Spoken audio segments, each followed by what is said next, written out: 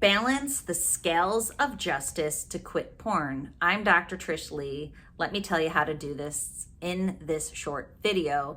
This is part of my No Porn November challenge, and I'm giving you quick little bites in these shorts so you can see what we're doing in the program.